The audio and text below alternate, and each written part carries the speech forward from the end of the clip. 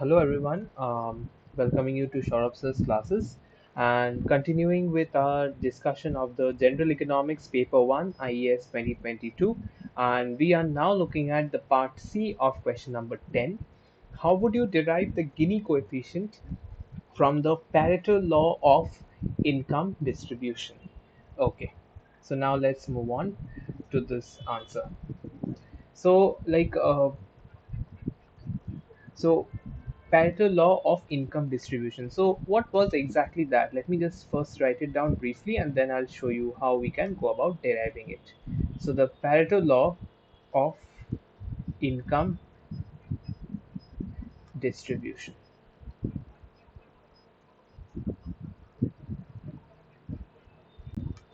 So it basically states that nx is equals to a by x plus b raised to the power alpha for all x greater than equals to x naught, where nx is basically the number of individuals who have income greater than equals to x. So it is basically the cumulative number of individuals. So I can just write that down. Number of individuals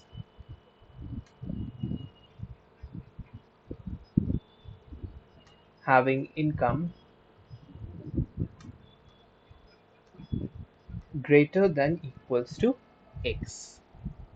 A and B are basically some parameters of the distribution. And Pareto basically said that the alpha lies between 0, 1 and 2. This was what Pareto hypothesized basically. So that means if you look at the expression, it basically says that beyond a certain critical level of income, so like if I can draw a small graph over here, beyond a certain critical level of income, so over here I have x, here I have nx, the total number of people who will have that cumulative number of income will actually fall. That is what it is. So over here, if you have this x naught value, it will be something like this. This is what Pareto basically tries to say. So remember one thing, it's not really cumulative in the normal sense. It's basically greater than type cumulative that we are talking about. Nx is the number of individuals having income greater equals to x. So basically it says that as you go in the higher class of society, the total number of people who will have that amount of income will gradually become lesser and lesser. So that is what is the essential idea that the Pareto distribution is trying to convey. Now, another important thing is that we can have a very simplifying assumption that the B is basically 0. That basically helps out with our calculation. Simplifying assumption over here that I'm going to work on is B equals to 0, which has been found true to be empirically as well. Therefore, what does the Pareto law say?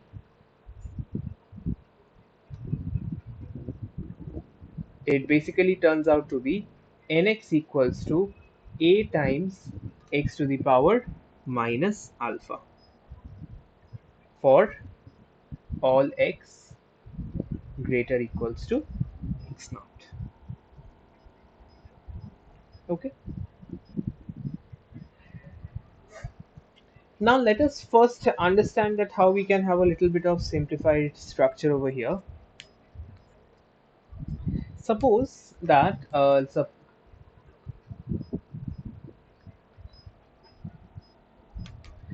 capital M denote the number of individuals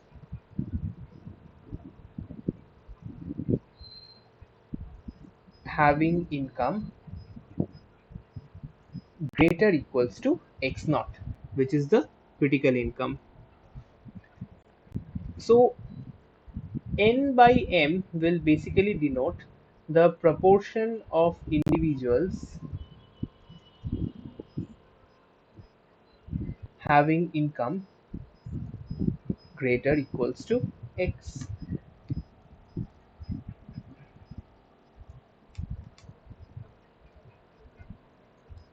correct?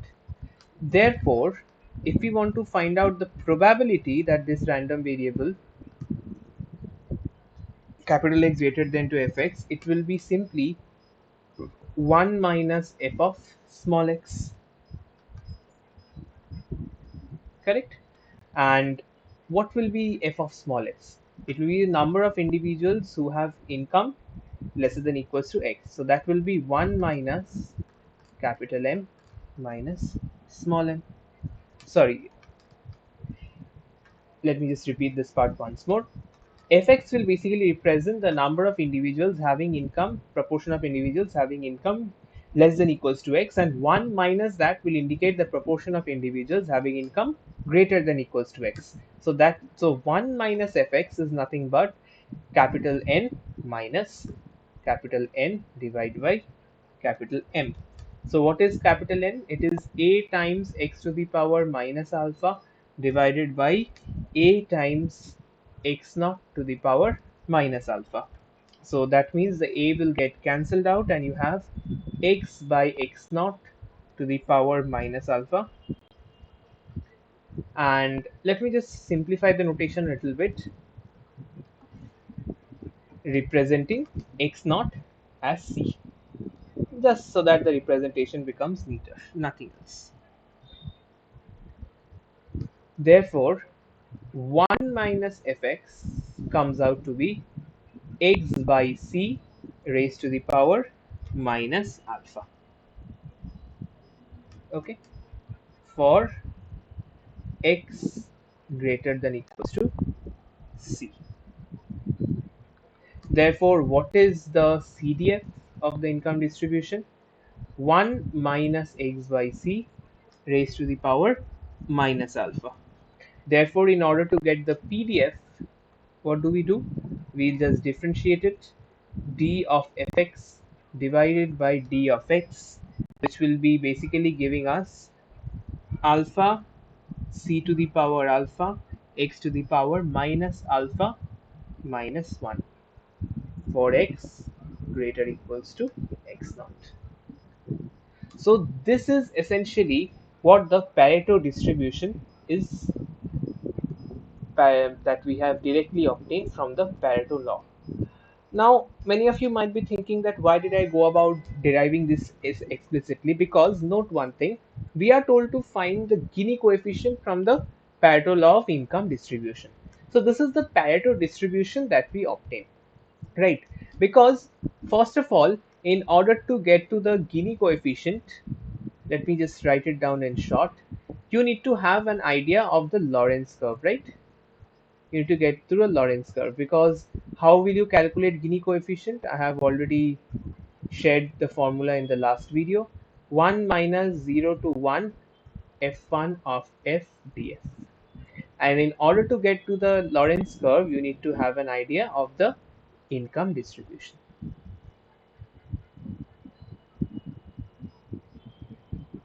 Okay, so this is the fundamental idea that we need to follow.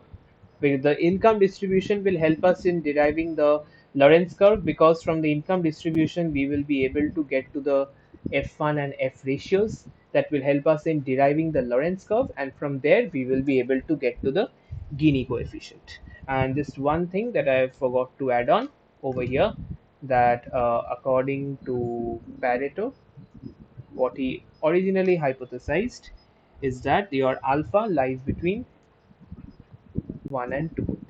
Now note one thing, less than equals to for 2 and strictly less than for 1, because you can understand otherwise the PDF will not exist. Okay, so this is my income distribution that we have in form, and this is, so my income distribution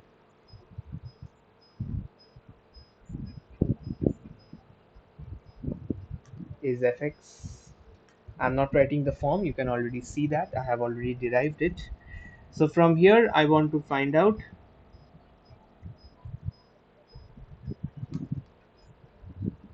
so now what was fx? Empirically, it is the proportion of earners with income greater equals to x.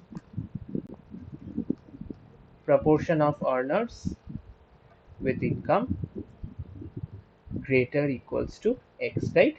So theoretically, given the income distribution, how will we obtain that? It's nothing but the CDF. Theoretically, fx is basically integration from 0 to a particular value x. Let's say it's basically f of t dt. This is how we are going to get to that. And similarly, what was f1x? It again represented the aggregate income, proportion of aggregate income, proportion of aggregate income for individuals with income greater equals to x. So empirically, I have already discussed how we can calculate it. Theoretically, it will be basically what? It will be the income earned for individuals less than equals to x divided by the total income of the society, that is 0 to infinity, um, t times ft. Okay, so this is how we are going to obtain what we call as the f1 and f ratios, and from here we are going to obtain the Lorenz curve of the Pareto distribution. So obtaining the Lorenz curve of the Pareto distribution,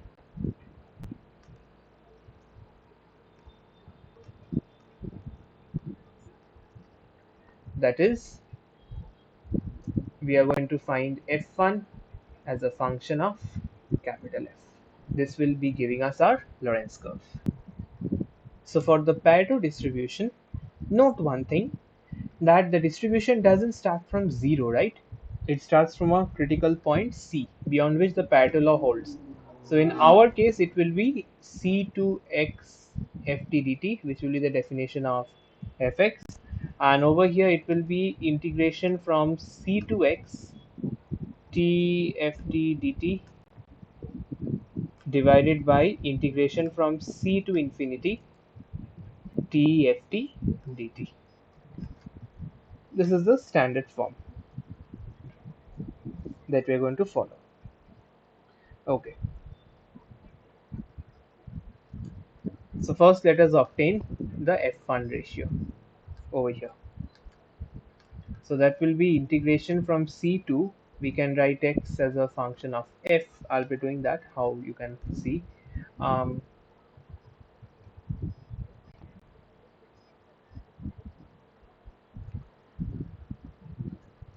t times ft dt divided by integration from C to infinity t times ft dt.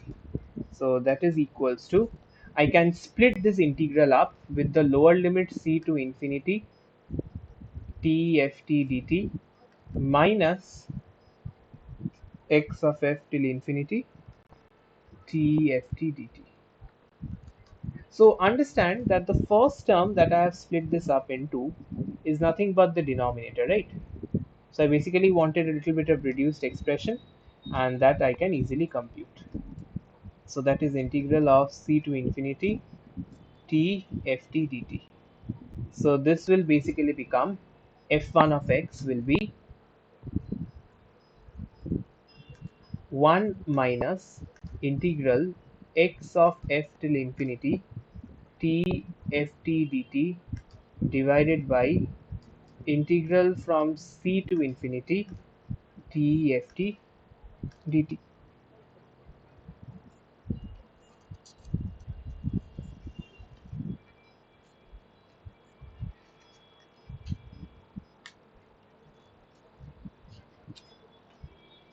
Okay, so this is what it becomes, a little bit simplified in this sense. And note that the denominator over here, integration from C to infinity t ft dt, is nothing but our definition of f, right? Integration, sorry, in some sense it will replicate f, sorry, yeah. So let's move on with the expression now. So integration xf to infinity, what does the numerator give us? T times ft dt. So this is basically integration xf till infinity t times. Now let us put the distribution alpha c to the power alpha t to the power minus alpha minus 1 dt, right? So alpha times c to the power alpha is out, x of f to infinity, and this is basically t to the power minus alpha dt. So this will be coming out to be alpha times c to the power alpha, and I can just compute the integration t to the power minus alpha plus 1 by minus alpha plus 1 taken over the limits infinity to xf.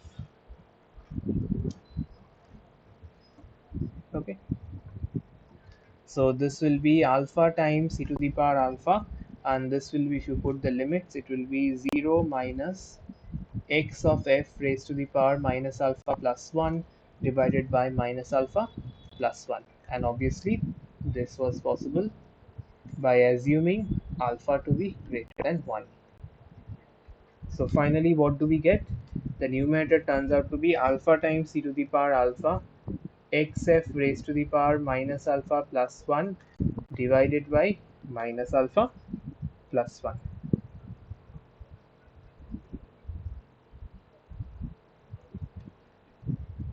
Alright, and coming to the denominator, it was c to infinity t times ft dt. So this is nothing but kind of an expectation that we are trying to calculate.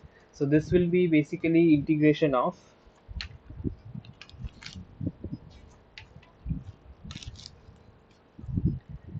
c to infinity, and we can straight away put the distribution c to infinity t times alpha c to the power alpha x to the power minus alpha minus, sorry, not x, we are using the variable t, so this will be t dt. So that will be alpha c to the power alpha integration from c to infinity t to the power minus alpha dt. So a similar expression popping up over here as well. So this is alpha times c to the power alpha, taking the integration t to the power minus alpha plus 1 by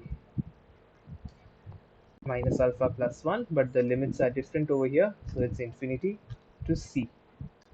So this will be basically alpha c to the power alpha 0 minus c to the power minus alpha plus 1 divided by minus alpha plus 1, and over here we are assuming alpha greater than 1. So this is basically giving us alpha times c to the power alpha c to the power 1 minus alpha by, yeah, we can write it in this way, minus alpha. So this will be alpha times c, we just take the numerators and the minus will come down, so this is alpha minus 1. Okay,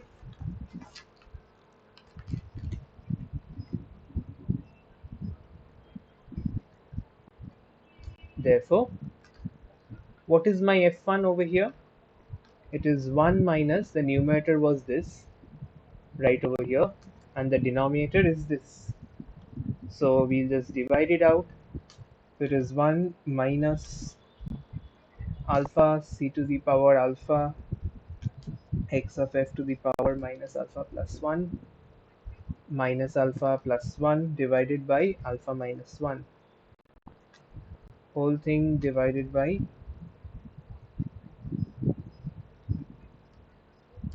alpha c divided by alpha minus 1. So this will get cancelled, alpha will cancel, 1c will get cancelled, so this will be 1 minus c to the power alpha minus 1 x to the power minus alpha plus 1.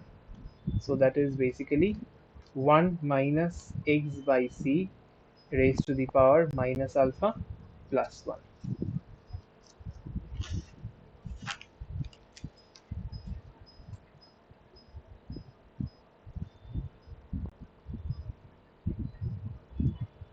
Okay, So this is my equation 1. Now interesting over here, we have already obtained f, capital F, while we were deriving the distribution. Note this. This is what is the expression for capital F for the Pareto distribution. Fx equals to 1 minus x by c raised to the power minus alpha. Right? So 1 minus x by c raised to the power minus alpha for x greater equals to x naught. Isn't it? Therefore, 1 minus f can be written as x by c raised to the power minus alpha, or x by c can be basically written as 1 minus f raised to the power minus 1 upon alpha. Right? So let's say this is the equation 2. So what I intend to do, I intend to replace the value of x by c with this, because what is the Lorenz curve? It is f1 as a function of f. So instead of x by c, if I replace the expression of f, we are basically getting the Lorenz curve. So my Lorenz curve will look something like f1 is equals to 1 minus f raised to the power minus 1 by alpha into minus alpha plus 1, right? So if you can do a little bit of adjustment over here, it will be 1 minus f, and this will be 1 minus 1 by alpha. So this is finally my Lorenz curve. Let me denote it as star. This is 1. Okay. So we have obtained the Lorenz curve for the Pareto distribution. And now coming to the Gini coefficient, or Lorenz ratio as we call it. So what is the formula for LR? It is 1 minus 2 times integral 0 to 1 f1, which is a function of f df. Right? So this will be 1 minus 2 times integral 0 to 1. f1 as a function of df is 1 minus f1, sorry, 1 minus 1 upon alpha df. Okay, so now we have to just integrate this out. Now I'll prefer using a substitution, like let 1 minus f be equals to z, therefore df equals to minus dz, correct? And now changing the limits, when f is equals to 0, z is equals to 1, and when f is equals to 1, z is equals to 0. So that is equals to 1 minus 2 times, the integrals will change, 1 to 0 it will become 1 minus z to the power, and one more change, df is minus z, so this will become plus, not minus, z to the power 1 minus 1 minus alpha dz.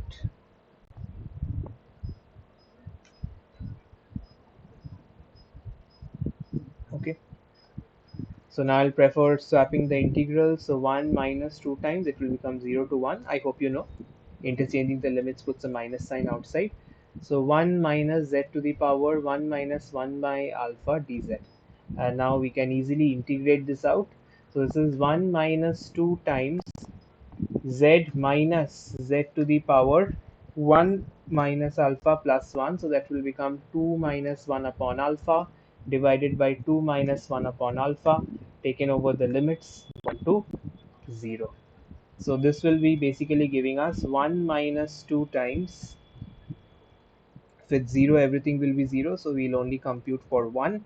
So that is 1 minus 1 by 2 minus 1 upon alpha.